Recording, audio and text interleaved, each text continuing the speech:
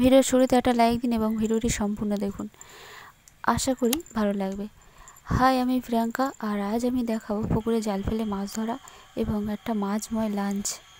তো আশা করি আপনাদেরকে আনন্দ দেবে আর ভালো লাগবে। তো স্কিপ না করে পুরো ভিডিওটা দেখুন। আর গ্রাম বাংলা দেখতে তো ভালোই লাগে সবার, আশা করি আপনাদেরও ভালো লাগবে। তো দেখুন আমার ভাই এটা জাল ফেলছে আর আমি সাথে গেছি। পুকুর বলতে পুকুর না, এটা একটা ডোবা। তো বাদা বা যেগুলো মাঠে ধান চাষ হয় সেইখানে যে ছোট ছোট ডোবা টাইপের পুকুরগুলো হয় সেই পুকুর। আমাদের বড় বড় পুকুর আছে, তো ও বললো চল এখানে গিয়ে মাছ ধরি, তা চল গেলাম। আর দেখতে পাচ্ছেন জাপানে পুঁটি পড়েছে।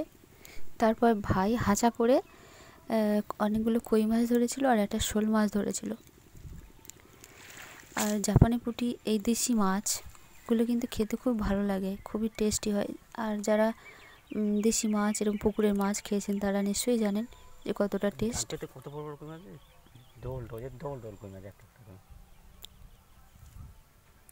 আর কমেন্ট করে জানান তো যে কে কে এইরকম সরাসরি জাল ফেলে মাছ ধরা দেখেছেন এবং এর সাথে পরিচিত।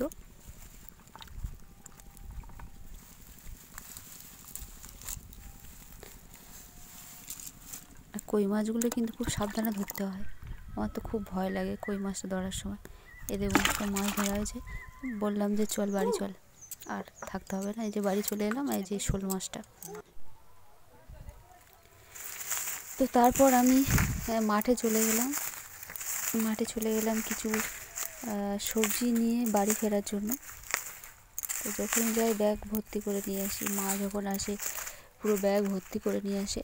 আর যেহেতু আমাদের বাড়ি গ্রামে, আর গ্রামে প্রচুর মানে খাঁটি জিনিসগুলো পাওয়া যায়, শাক সবজি, আর আমাদের চাষ হয় অনেক জায়গায় আছে।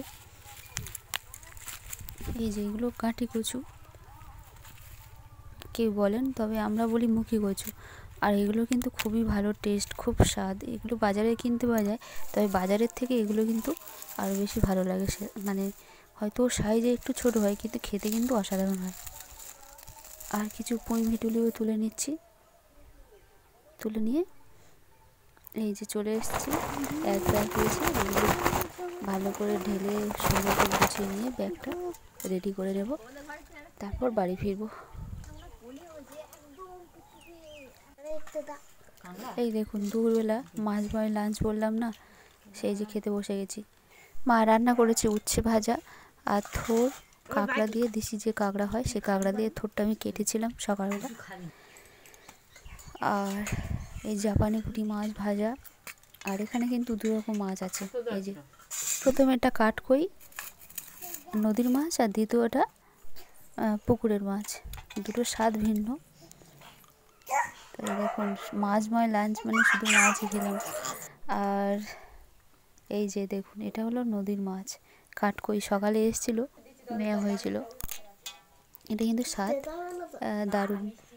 কাঠকই যারা খেয়েছেন তারা নিশ্চয়ই জানেন, এর গায়ে একটু ছিটছিট দাগ থাকে, খুব সুন্দর খেতে। আর এই কচুগুলো খুব স্বাদ বাজারে কেনা কচুর থেকে। আর এই যে দেশি কই যেটা পুকুর থেকে ধরেছিল ভাই, খুব স্বাদ। তো এতক্ষণ সাথে থাকার জন্য অসংখ্য ধন্যবাদ। সুস্থ থাকবেন, ভালো থাকবেন, টাটা।